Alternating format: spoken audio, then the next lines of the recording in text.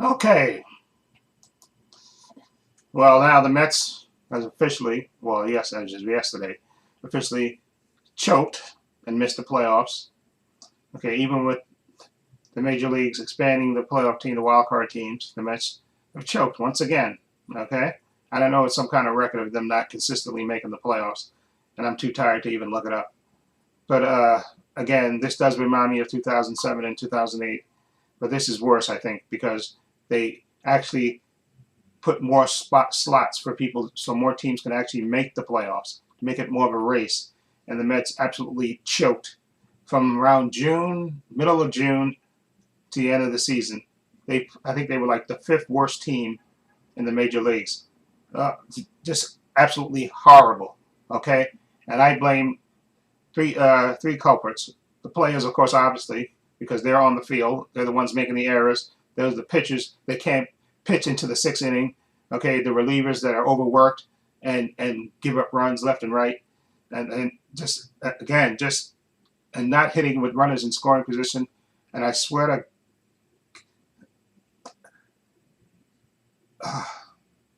last weekend when the Mets, I think they were playing the Nationals. And the Mets had finally tied up the game in the ninth inning. Bases loaded. Brandon Nimmo came up, okay, with one out, okay.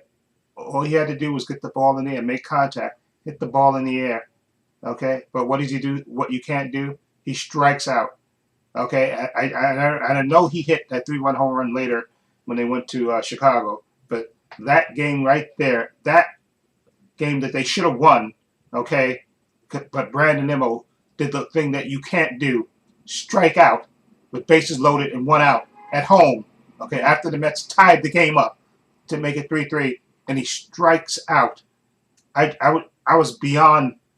Like I said, if I didn't care about my TV, I swear I wanted to break my TV. I wanted to physically get on a train and go down to the Queens and strangle. No, I'm sorry, I didn't say that.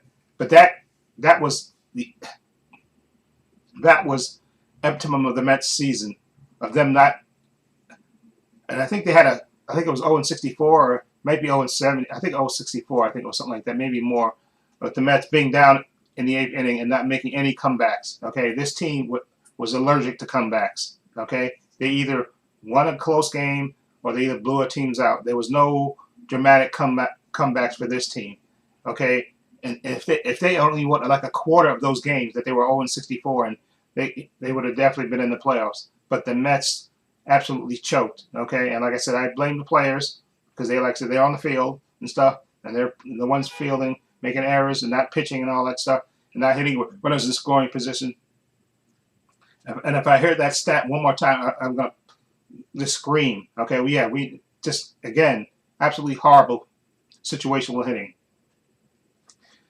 And the second thing I think is I think the manager Carlos Mendoza. I know this is his second season, right? And I know that originally he was their first choice. I think Craig Counsell was, and I think he went to the Cubs. But I think his management. I mean, he has to take some blame for because he is the one that's supposed to manage these group of players and get them to play right. And it just seemed like he could never push the right button. Okay, it just seemed like it was just whatever he did. He did horrible bullpen selection. I think he was one of the worst putting the wrong guys in. He has some kind of love affair with Ryan Stanek. Okay, when Ryan Stanek was god awful. Okay, and you should have known when you see he put him in the game yesterday that this was it. Okay, Ryan Stanek, I don't ever want to see him anywhere near a Met uniform. Okay, he was just god awful. And I remember, I think it was 2 games when they played the Nationals in Washington that he blew. Okay, just absolutely, the Mets lost those 2 games specifically because of him. Because I think just Diaz couldn't pitch. I think he pitched the night before, so he couldn't pitch. And he put Ryan Stanek in, and he blew 2 games in Washington. Again, just god awful. And I think and also the errors on the team. And the errors again, I think it's a manager thing. You have to drill it in these heads, and also the absolutely horrible situational hitting. The Mets don't know how to bunt. Okay, they don't. Sure, the Mets stole a lot of bases this year, but they didn't know how to bunt runners over. There was so many situations where the Mets could have bunted in certain situations, and they didn't. They were basically waiting for the big 3-run home run, okay, that never came. Okay, and again, I blame the manager on this because you should have been emphasizing to these players. Listen, we got to get to the playoffs. Okay, so we have to, if we have to, play small ball here and there, that's what we have to do. But I don't know what Carlos Mendoza was thinking, but because he never did it. Okay, and it was just some god awful moments where you see the Mets attempting the butt and just failing miserably, just horribly. Okay, and again, like I said, his going to the relief, and he had too quick a hook with some of these starting pitchers. And I know the Mets had this insane record where only David Peterson, I think, was the only Met going pitching to the 6th and 7th inning. Okay, this insane record that the Mets, it's just absolutely horrible. And you think back to when the pitchers used to, back in the 80s and stuff, where the pitchers used to pitch 7 and 8 innings. Okay, now it's like what are they, too soft that they can't pitch? Pitch 6 innings. It's just absolutely horrible. And like I said, Carlos Mendoza, again, he had no feel for the game, because sometimes he would pull play instead of letting the starting pitcher stay in there, he would pull him out and then put the wrong reliever in, and then there's the game. There goes the game. And I don't know how many times I've seen it happen. He makes a pitching change, and there you go. The pitcher he brings in gives up the inherited runners. Bam, they score right back, and then and the Mets don't do anything else after that, and they lost the game. And it's just, and again, I think Carlos Mendoza has to take some of the blame, because he's the manager, and you're supposed to try to motivate these guys. I know these guys are professionals and they get paid millions of dollars, but you're still the manager. You're supposed to manage this team, and I think he did nothing for this team from that point in June. The Mets died a slow death. Okay, a slow, horrible, painful death from that middle of the June till all the way through September. Even though the Mets scored a ton of runs in August, I think they only had like 11 and 15 record. Okay, still, no matter how many runs they scored, they just lost too many games. Okay, and let me say this. I'm going to say this before I go back to my my rant about the Mets and who's responsible for it, because I ain't forget about you, David Stearns, because you're going to be the third on my list. Okay, for all these idiots that I see on, because I follow a bunch of Met podcasters. Okay, a lot of great YouTubers that watch the Met games and stuff. A lot of great guys, Wardy, the Metcast guys. There's a lot of I'm trying to, I don't want to forget these, because it's two guys I can't remember their guy, but they're very knowledgeable. And I'm sorry, I'm forgetting their names. Okay, one has like a little goatee, and then the other one, is kind of clean shaven. I forgot their name, and I apologize for not remembering their names. But those are great guys too. They're very knowledgeable, and I love listening to them break down the pitching and all that stuff. They're very knowledgeable. I really like those guys. But anyway, yeah. But I see in the answers and stuff, people talking about, since the Mets had Pride Night, since the Mets disrespected the flag, okay, that's why God put this curse on the Mets. Are you insane? Okay, and then just absolutely horrible.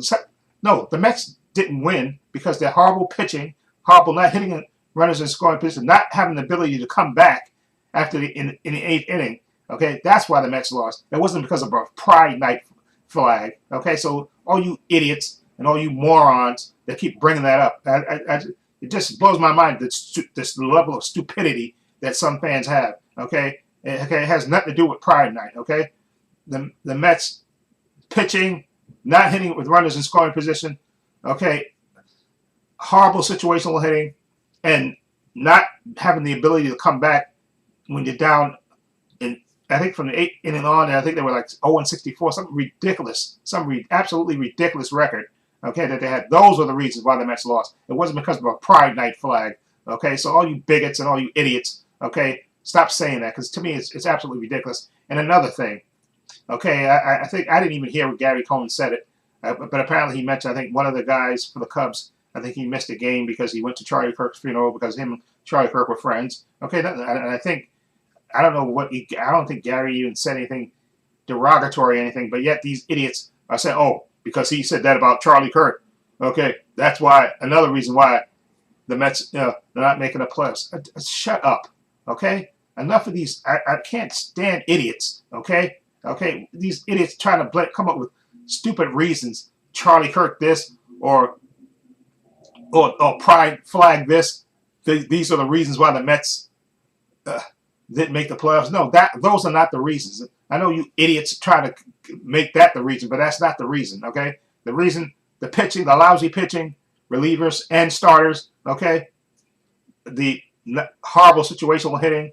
Okay, the ability not to come back when trailing. I think in the eighth inning they were like 0 and almost 70. I think just horrible. And Carlos Mendoza horrible managing of this team. Okay, just absolutely terrific. Those are the reasons why the Mets lost, not a pride flag thing or a Charlie Kirk mentioned by Gary Cohen. Okay, just enough.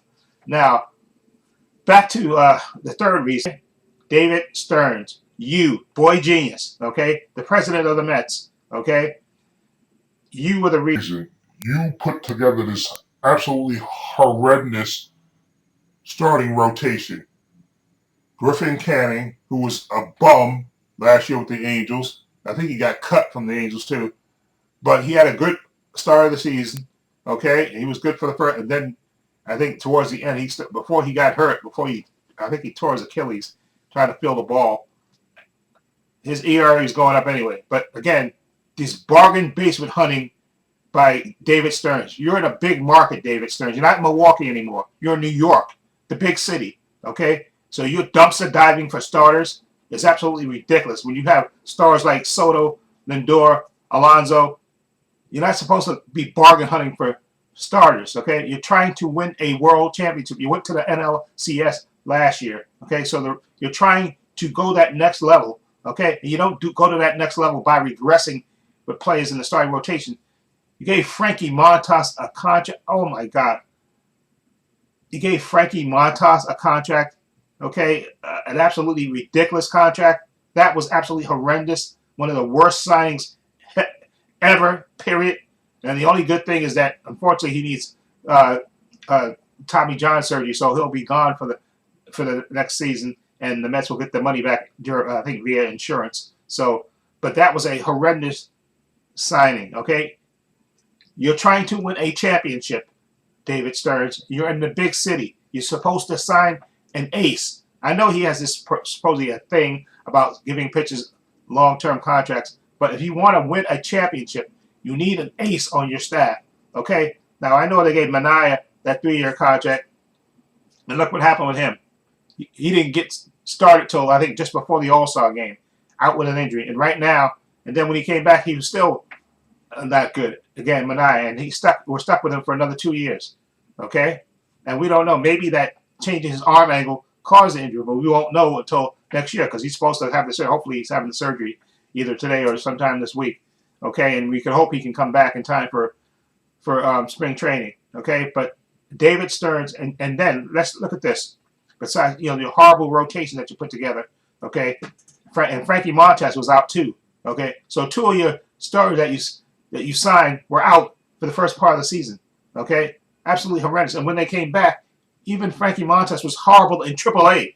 We were getting the reports that he was getting lit up in AAA. And sure enough, when he came up, he was getting lit up. And the Mets just couldn't take it anymore. And they had to put him in the bullpen because he was just absolutely horrendous. And this is the guy you gave, I think, a 2-year, $34 million contract to. Are you kidding me? Okay? We're trying to win a championship. And you're dumpster diving for starters. Instead of signing an ace, okay? This Mets team needs an ace, okay, to win a championship. You cannot win a championship with subpar pitching, with bargain basement hunting pitching. Okay, that part just pissed me off to no end. That that he thinks for some reason, since he came from Milwaukee, he thinks you're not in a small market anymore. Okay, you're in New York, the big time. Okay, so you're supposed to spend accordingly. Okay, you're trying to win a championship. You can't win a championship with subpar pitching. Okay, and that's all this proved. And then during the trade deadline, you got us a bunch of relievers, and look how well that turned out. Okay, Helmsley was god awful. I mean, I guess he corrected himself towards the end, but he was god awful. Okay, and this bullpen, so many guys going up and down from here to Syracuse, back and forth, back and forth. I think we set a record for number of pitchers going back and forth, number of I think pitchers used in a season because he kept shuttling back and forth from Syracuse to New York. Absolutely horrendous. Okay, and you could have also brought in Nolan McLean. You should have brought him up earlier. Okay, you definitely should have. Okay, instead of worrying about whether he wins Rookie of the Year or all that crap. Okay, you're trying to win a championship. He was pitching good all this year, except for a few hiccups here and there. And if you brought him up earlier, okay, the Mets probably could have been in the playoffs. Although I don't, there's you still would have had that problem with their lousy not hitting in situations and their lousy pitching.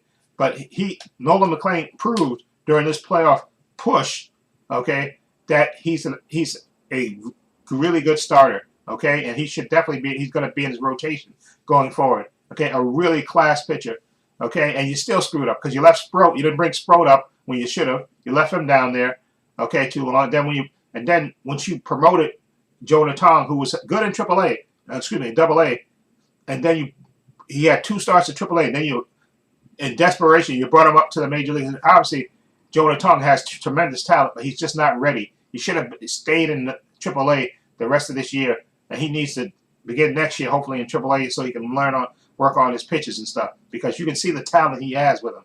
Okay, I just hope his confidence is not shot from him getting roughed up in this couple of games he pitched for us in our desperation. Okay, but he has tremendous talent, and again, another bad move by David Stearns. You should have left him down. You should have brought up Sproat sooner. Okay, but again, boy genius. I blame that on you because like I said, you put together this roster. Okay, and sitting Mauricio on the bench for like a month and not playing. It's obvious he was out last year. It's obvious he has no plate discipline at all. Okay, he looks god awful at the plate. He can't hit from the right side at all. Okay, and from the left side, he looks like he's completely lost. Whiffing at pitches that are out of the strike zone. Mauricio is absolutely horrible. Okay, he needs to play winter ball and work on his hitting because he is absolutely horrible. I know he's a switch hitter, but he can't hit right-handed pitches at all. We've seen that. Okay, and he's a horrible, even left-handed hitter. Okay, that's his better side, but he still can't hit. He strikes out way too much. Just god awful. Okay. Now, so those are the 3 things to me. And I blame David Stern for most of it. And we know he's not going to get fired. Steve Cohen is not going to fire him. Okay. Okay. But I really would think, since he's the president, he should hire a GM. Okay. And Mendoza, we already heard that they said they're not going to fire him either. Although I wouldn't mind if he did get fired. Okay. But again, part of it wasn't his fault because he had to deal with the players he got. Okay. But at the same time, he horribly managed this team. Okay. There's no get around it. Okay. Even with all the horrible pitching situations he had to go through, he mismanaged the bullpen. Okay. Made the wrong moves. I think a horrible managing year for Carlos Mendoza. There's no getting around it. Okay. But like I said, the Mets, I think I'm not going to. I think Andy Martino already said the Mets are not releasing him, but they need to release those hitting coaches and maybe even Jeremy Hefner. I think he's been here through 3 different managers. Maybe it's time again to hear a new voice, and that's why I wouldn't. If we knew we had a really good manager out there, some really good manager, a really tough, hard-nosed manager out there somewhere, I'd fire Carlos Mendoza in a heartbeat. Okay, because I just think he's a good guy, but I don't think he's the right man for this team because from June onward, this team it just floundered, just miserable. It was like a slow death, okay? And everybody could see it was like a slow motion car accident. You could see it coming, but nobody was powerless to stop it, okay? And Carlos Mendoza did nothing to stop it with the Mets. He did nothing to shake up this team, okay? Sometimes he put out a lineup that would work, and then he would flip around and change it for no godly reason. Okay, I just think if it was up to me and I knew there was a good manager out there, I would fire Carlos Mendoza in a heartbeat. Okay, I would. Okay, he'll find out he's a baseball lifer. He'll get another job, but I would fire him in a heartbeat. But the Mets are not going to do that. So this is what I think the Mets should do. Okay, so now now that I complain a lot, let me give you what my solutions are or what I think would improve the Mets. Okay, first of all, Diaz opt out, re-sign Diaz. He's the best closer in the major leagues. I don't want to lose him. You got like a 3 or 4 year window where you're going to have, I think, if you resign Pete, you're going to have Alonso, Soto, Lindor, uh, and you got and potentially if they make some moves with the pitchers and stuff, you got like a 3 or 4 year window with him as the top closer. So you can't afford to let him go. Resign Diaz. He's opting out. Resign him. Okay, that's a no-brainer to me. He should be the top priority because he's the best closer in baseball. Okay, so resign him. The second thing, Pete. Resign Pete. Look what he did this year. He carried the team in April and May. Okay, and hitting it with runners in scoring position. I think he was the only one that hit over 300 on the team. Okay, with runners in scoring position, hit almost 40 home runs, drove in over 120 runs. Resign Pete. Okay, I can put up with his defensive lapses. Okay, but you're not going to get that production out of first base. I don't think there's a free agent out there that you could sign that could give you that production. So no, resign Pete. I would offer Pete a 5 year contract. Okay, I don't. The terms of the deal was 35 or let's see, 35, 5, 25, 15. Yeah, I would. Yeah, I would offer him a 5 year deal, maybe 35 million a year or whatever. Yeah, but a 5 year deal. That if he wants a 7 or 8 year contract, I say I'm sorry, Pete. It was good knowing you. You can go ahead and take that deal, but because I don't. The Mets, they have, like I said, I think they have a 3 or 4 year window with Lindor, Soto, and Alonso could be the top players on this team, and that's your window, I think, to win a championship. So I would re-sign Pete. I would tell him, listen, this is what I want to give you. I'm going to give you a 5 year deal, and eventually, Pete, towards the end of this deal, you're going to have to eventually transition from first base to being a DH. Okay, just be upfront with him about it and say, listen, this is what I'm going to give you, Pete, and we love you here in New York, or we love you to come back. We love you to retire as a Met, but this is what we're not gonna give you a 7 or 8 year contract. I think that's insanity to give Pete that much of a contract. Even though I love Pete too, and I want him to come back. I don't want him to leave. I don't want him playing in another uniform. I love Pete Alonso. Okay, he's he's our polar bear, and I want him to stay on this team. Okay, so re-sign Pete. And hopefully, if they can do that, and if I was Steve Cohen, I would step in to make sure to do that. Okay, I would tell Gary, David Stearns, shut up. Okay, I'm going to handle this with Pete. I'm going to give Pete his 5 year contract that he wants. I know Pete was saying sometime that he wanted to pay till he's 40, but I think that's unrealistic, I think. But if I was Steve Cohen, I would step in and say, yeah, Pete, we're going to negotiate this right now. I'll talk to Scott. Here's your 5 year contract. We're going to give you $35 million, $175, $180 million per year, so you can be one of the top played first basemen in this league, and you get your money, and we'll do it that. We'll go from there. But like I said, if some other team offers Pete like an 8 year contract or a 7 year contract, I just say, Pete, we can't go that high. We can't go that high. So you got to make the choice. And if he wants to take that money and leave, I have no hard feelings because everybody deserves to have their money and get paid. So I can't be mad at Pete, even though I would be sad that he's gone. But I think give Pete a 5 year. That's what the highest I would go, a 5 year contract, maybe with an option for a 6 year. But that's what I would give Pete to stay around because you need him. You need him with Juan Soto and Lindor. You need those three. Now, okay, the Mets need an ace, okay? And I think there's not that many options out there, but maybe you can trade for an ace. And I think you could go to a team that beats your brains in every lash. Always when it comes to time for the Mets to try to do things, they always get their butt kicks by the Marlins. Okay, so I would go to the Marlins and say, I want Sandy Alcantara. Okay, I'll give you Vientos, Mauricio, and 2 younger pitchers. That's 4 players that are under team control. They're young enough. They have 4 or 5 years before they go for arbitration, and I would give them and see if they would bite on that because that's what I would because I want Alcantara. Okay, I think he's a really good stud pitcher, and the Mets need an ace on their staff, and I think he could be that ace. Okay, I'm not even looking at Paul Skeens because I don't think the Pirates are going to let him go.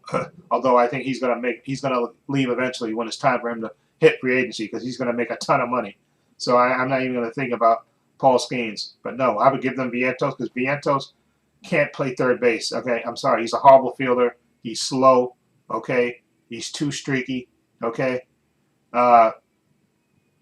he has to go. Brett Beatty deserves that third base job.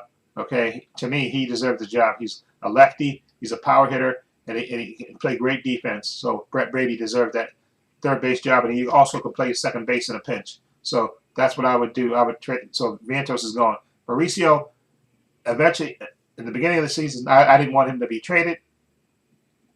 Not Vientos, Mauricio, because I thought, I remember when they were showing his minor league, and they showed all him getting all these hits and all that stuff, but you could tell Mauricio has no plate discipline at all, zero. Okay, he's a switch hitter who can't hit right-handed pitching. Okay, who can't hit. Excuse me. He's a switch hitter who can't hit right-handed. Okay, left-handed he struggles. That's his best side, and he struggles. You can just tell. And the Mets sat him. They wasted him by setting him on the bench instead of setting him back down. Okay, and letting him play every day. Because remember, he was out with an injury for a whole year. Okay, and this was the first year he was back. And the Mets basically wasted him on the book team. Again, the Mets have too many infielders. Okay, but you know what? I say we got a short window to win. So if giving them the Marlins, Mauricio will help them give us Alcantara. Goodbye, Mauricio. And I know the Mets have two young pitchers, probably in the minor leagues.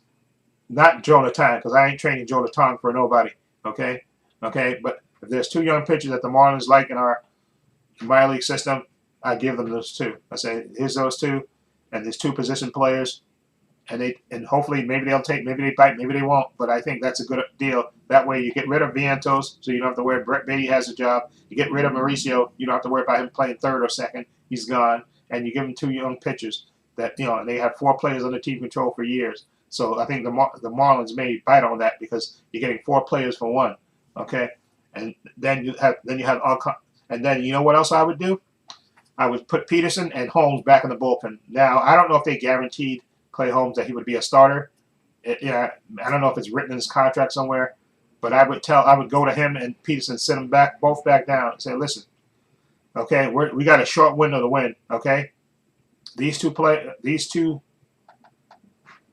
Okay, we need to straighten our bullpen. Okay, Clay Holmes, even though he pitched a great game Saturday, and props to him. Okay, but again, he was a reliever, and he's good at a reliever. Clay Holmes, I think, is good for 2 to 3 innings, but I can't be waiting on him to and hope that he's gonna repeat what he did this year. Okay, but he still, again, was one of the guys that couldn't get into the 5th inning, couldn't get past the 5th inning. So I would put him back in the bullpen and straightens the bullpen. Same thing with Peterson. Okay, Peterson had a great first year. He even went to the All-Star game. Okay, but the second half of the season, he was god awful. Okay, and it may have been, again, a thing where he pitched way too much, more than he ever has in his career, and he's just tired. Okay, so again, put him in the bullpen as a lefty, and he won't pitch as much, and maybe he'll be sharper going in. So I would put those two guys. I would take those two guys out of rotation, put them in the bullpen. Okay.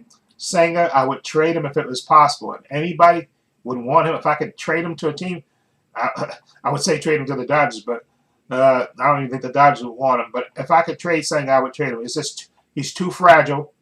Okay, he's too much stuff you have to put up with to manage this guy. It's just it's beyond ridiculous. Okay, so I would trade him if I can. Okay, so there's 3 guys out of the rotation right there. Okay. So my rotation next year would be Brandon Sprout, McLean, Manaea. Hopefully, like I said, Manaea gets that surgery on his elbow and he's available for spring training. So that's 3 guys, right? Okay, so that's 3 guys, right? If you get Alcantara, that's 4. Okay, and maybe they can sign another free agent. Maybe they can sign a free agent pitcher. I think the guy from Arizona, I forgot his name, but he's a right-hander.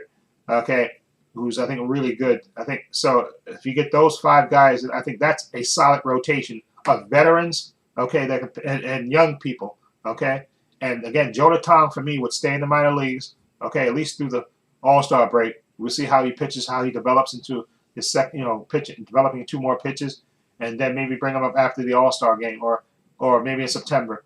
But Jonathan needs more seasoning. So okay, and I'm not trading him for anybody.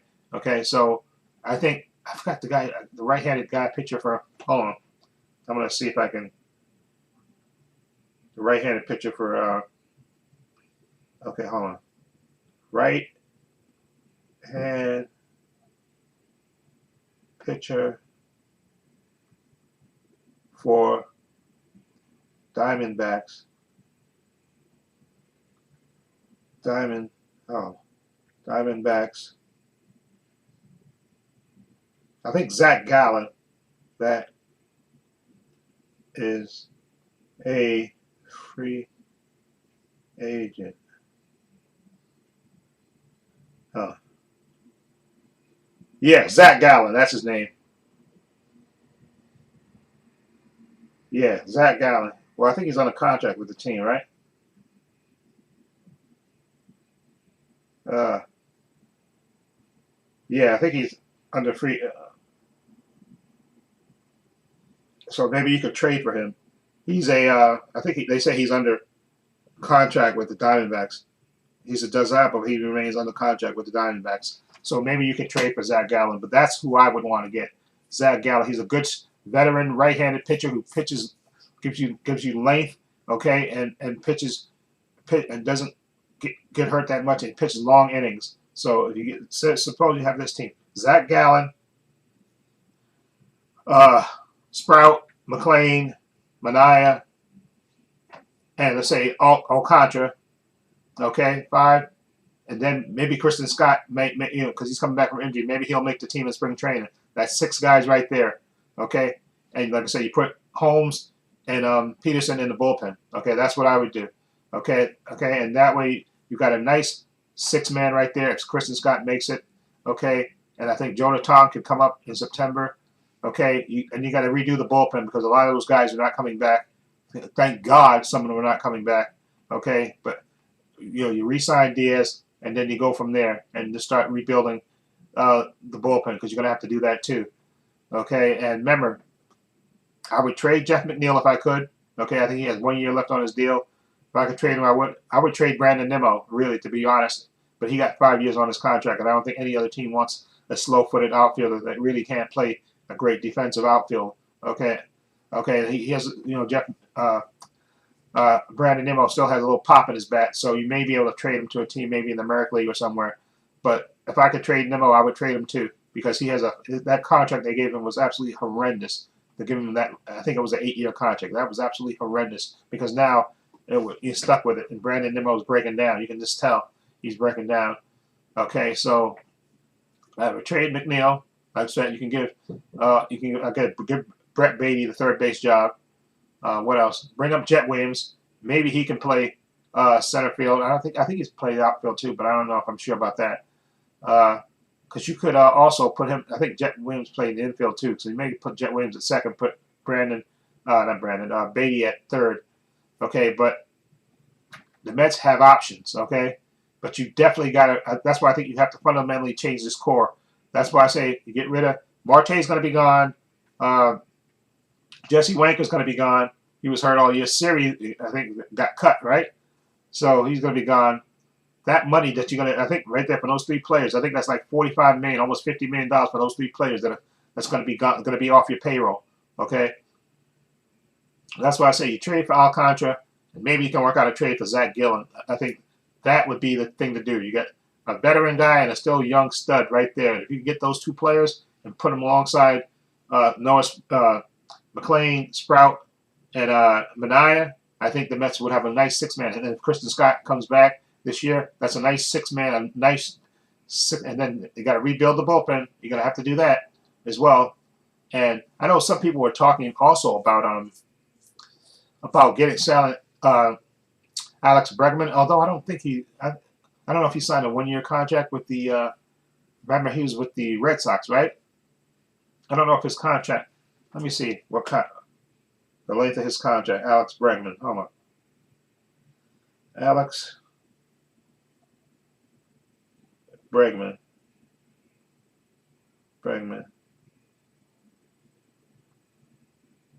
Under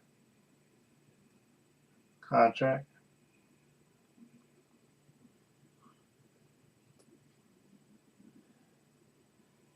Under contract with Boston on a 3-year, yeah. Opt-out clause after 2. Oh, okay.